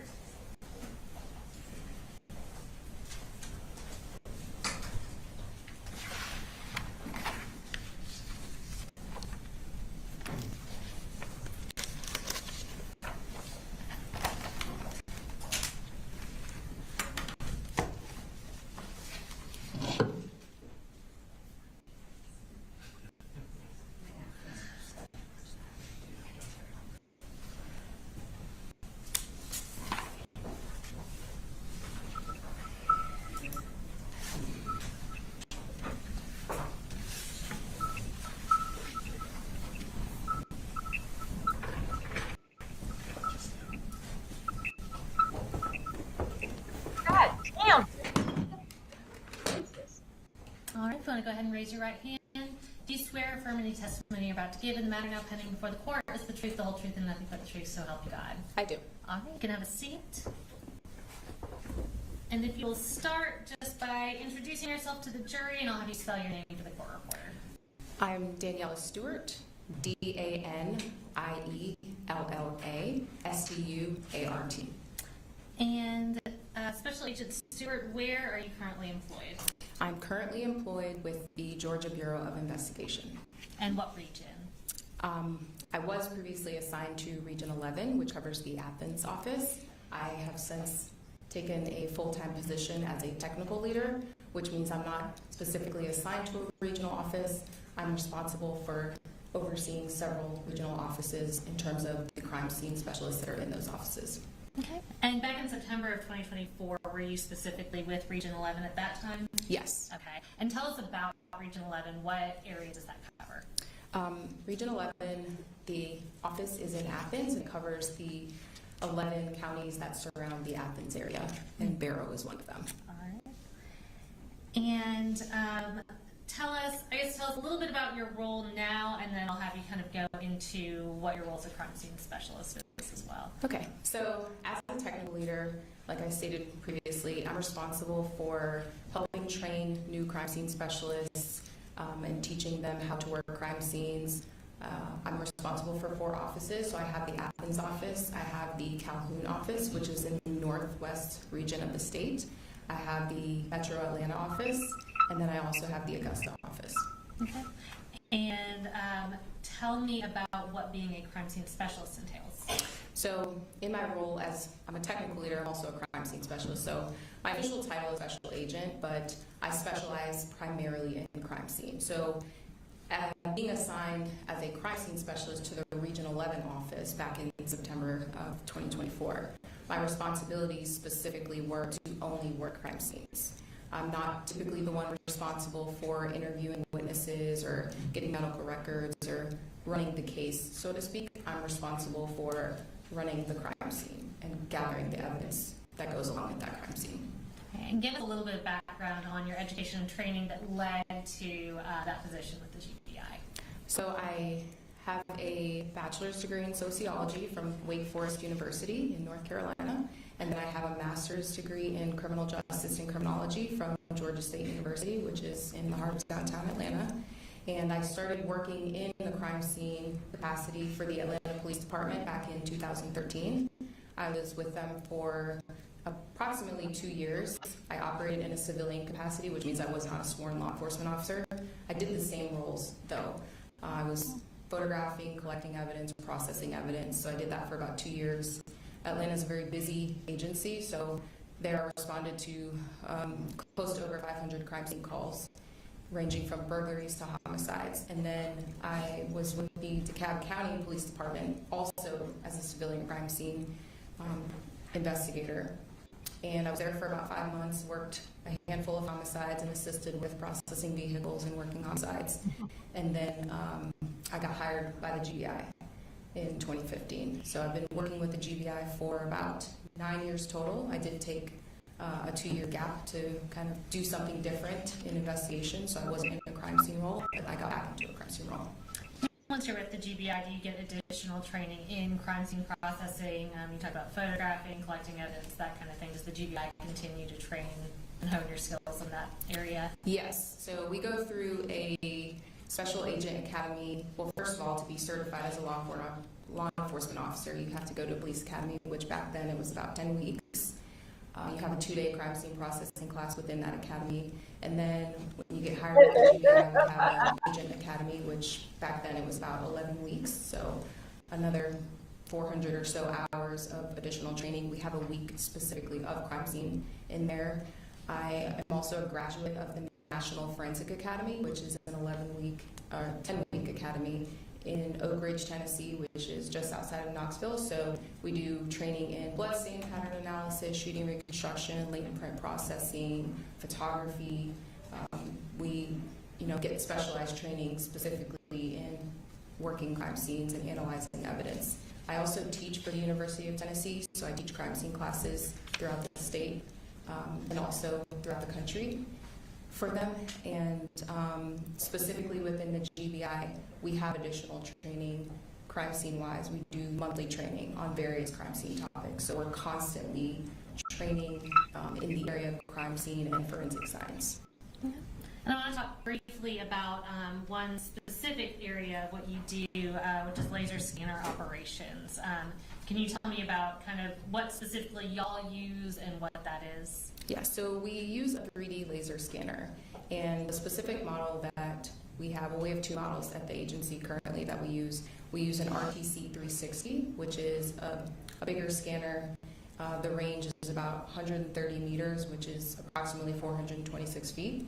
And we also use a BLK 360 scanner, which the range for that is 45 meters. So it's shorter distances, better for inside scenes. So we have additional specific training in how to utilize that equipment. Okay. And tell us kind of what situations that equipment is useful for. So it is primarily a measurement tool. So if you've ever seen people on the side with the giant yellow colored tripods surveying the land, a lot of them are using Leica equipment. And I think the biggest thing to understand with the Leica, again, like I said, is it's not necessarily a photography tool. That's what our camera's for. It is a measurement tool. So it allows us to capture millions of measurements within our scene and create a 3D point cloud so that we can go back in, get additional measurements, and essentially be able to walk through our crime scene in a three-dimensional space. Okay. And just to be clear, even though it's not a replacement for photography and its primary role is measurement, can it be used to kind of create a recreation of a crime scene to some extent? Yes, because it does take panoramic images, so it overlays the images on top of the point. So how it works is there's a laser that's on the inside of it, and the laser hits a surface. Do you mind me demonstrating? No, she has a demonstrative aid to show how the laser works, but okay. We're not tendering it to evidence. So before we had the 3D laser scanners, we used digital measuring devices, which essentially help us measure on scene. So there's a laser, you can see this red laser beam, this red dot on the wall. The laser is shooting out, and when you look at the screen, you can see what distance that is. So the scanner is essentially using similar technology. There's a laser inside of the scanner that you can't see, like you'd be able to see that red dot. You can't see that laser, and when it strikes the surface, it returns that information back to the scanner, and it's measuring that distance. It captures approximately 2 million points per second, and it is very accurate. Okay. And have you testified as an expert in court before? Yes. And how many times? I've testified as an expert approximately 2 or 3 times. Okay. And Judge, at this time we would tender Special Agent Stewart as an expert in crime scene processing and Leica scanning use and data. All right. So we get me as an expert. So I'm going to ask you kind of a broad question.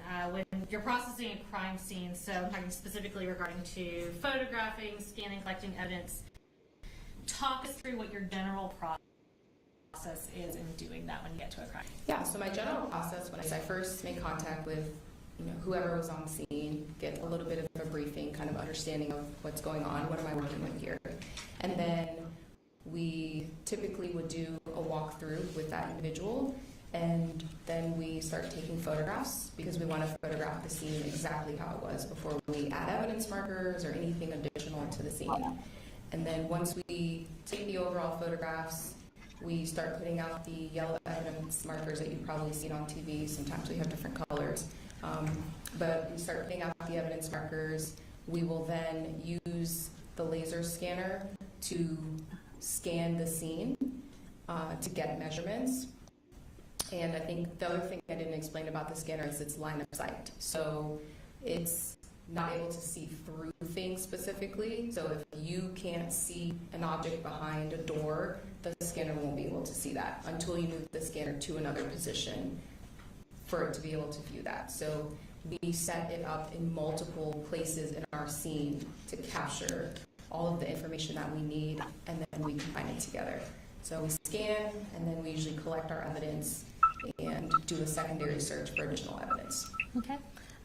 And you referenced kind of being brief when you get there. We've heard some testimony about this, but is the GBI a request-only agency? Yes, we are request only, which means we have to have a local agency ask us for help. And let's move on specifically to this case. So going back to September 4th of 2024, did you respond to Appalachia High School, Vero County? I did. And was the GBI requested to assist in that case? Yes, we were. What was your role in this investigation? So this was a little bit unique because typically when I'm getting a request for a crime scene, I am not at the scene almost immediately when things are happening, when people are trying to clear the scene or put up the crime scene tape. I'm usually responding, a little bit after the incident has happened. The scene's already secured by the local officers or deputies, and then I'm in my crime scene role almost immediately when I respond. In this case, we responded to an active shooter. When there's this type of call, everybody who's available goes. So I responded in that capacity and was part of the process of kind of securing the crime scene. And then once we kind of figured out what we had going on, then I switched into my crime scene role at that point. Okay, so you kind of ushered the transition from active investigation to evidence collection, processing, that kind of thing. Yes. Okay. And how long did it take to process this crime scene in total? So this took approximately 3 days for us to process the scene. Okay. I'll go ahead and start with one specific aspect of the investigation. So in processing the crime scene, did y'all use a Leica scanner, the type of scanner that you've been talking about? Yes, we did. And how many did you use?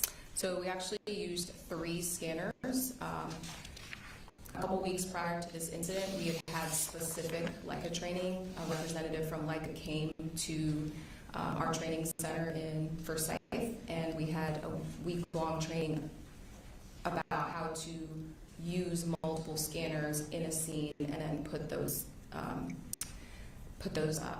scans together. So the exact skills that we used during the Appalachia scene were the skills that we had learned during that training. And at what point did y'all actually use these scanners to scan the crime scene here? We started the crime scene examination, I think around 1:30, and we immediately started using the scanners because we had decedents that were in the hallway and in classrooms, and we wanted to properly document that. So we had a couple of people taking photographs of that and then immediately scanning that area. And just kind of generally talk us through what it looks like for, in this case, for y'all to obtain the appropriate scans from this whole school. Yeah, so like I said, we deployed 3 scanners. We had about 5 or 6 crime scene specialists and our crime scene coordinator on scene. That's not typical of us. Typically, it's 1 crime scene specialist working a scene and we have 1 scanner. But because we had evidence in different hallways and different classrooms and we wanted to work efficiently, we deployed 3 scanners and we captured 151 scans of the evidence. Okay, and you testified that y'all had recently been trained in using multiple scanners and combining those into one image. Were y'all able to do that in this case? Yes, we were. And have you had the opportunity to review that 3D mapping of Appalachia High School prepared by those combined Leica scanners in this case? Yes. Is it a fair and accurate depiction of the crime scene? Yes. In preparing for this trial, did you take that scan and essentially pre-record a walkthrough of the crime scene using the scan? Yes. And in doing that, were you essentially trying to follow the shooter's path in this case? Yes. And are there any contextual details that you want to explain about the appearance of the video before we tender it and publish it? Yes, so when I say fair and accurate, what you will notice with the scan data is that it's not going to look as smooth as a photograph or an actual video walkthrough because it's consistent of millions of points. So if you can imagine you're looking in the courtroom right now, things are made of wood or whatever material. When you're looking at the scan data, you'd almost have to imagine that if this courtroom was made out of Legos, right? So if all the walls were made out of Legos, all of the furniture in here was made out of Legos, and each Lego represented a point in the scan, that's kind of how it would be. So if you walked into the courtroom and it was made out of Legos, you generally know what you're looking at. But it obviously doesn't look as smooth as if it's made out of wood or other materials. So it may look a little, I guess, grainy, so to speak, because its primary job is to capture measurements. And every surface that you see in there is consistent of millions of points, or in my analogy, millions of Legos. And with that caveat of some, I don't want to call it deficiencies, but deficiencies in the recreation of what was observed, is this scan and the walkthrough that you reported a fair and accurate depiction of what you observed or what you captured at Appalachian High School on September 4th and again September 5th? Yes, and you may see when you're watching this fly through, the lockers kind of look a little bit hazy and white. They're blue, but there's like a white haze on them, and that's primarily because there was so much ceiling tile dust in the school on the floor on every surface, and the scanner is capturing some of that. Okay. And Judge, at this time we would tender into evidence states exhibit 110, which is the walkthrough from the Leica scanner. Any objection? No objection at this time, yes. Let's do this. Before we publish and you go through the walkthrough and the scan, let's go ahead and take our lunch break. Yes, sir. We'll be in recess till 1 o'clock.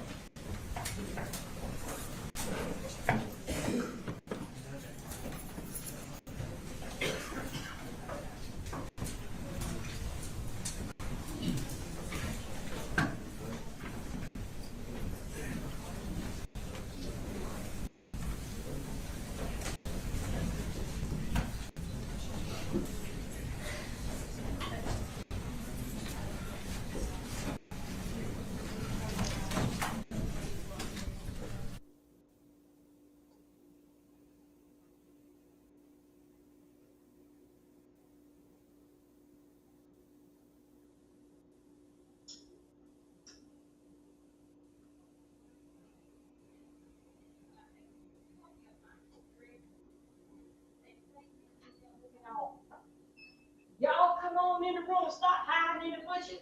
Blake, nobody not hiding in the bushes because you got all what you gonna get in here. So I see them, they all over the peace sector. I roll with you, Pizarro. I see y'all looking. Blake, nobody not looking at you. Yeah, they're having this morning. Yeah, oh, Congo. What?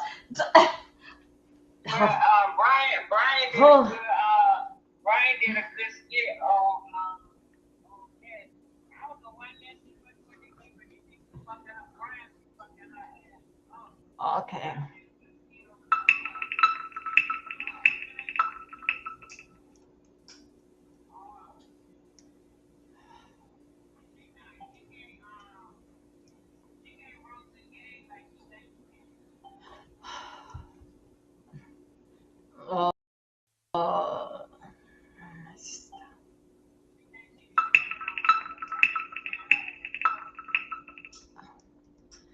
Okay, let me just.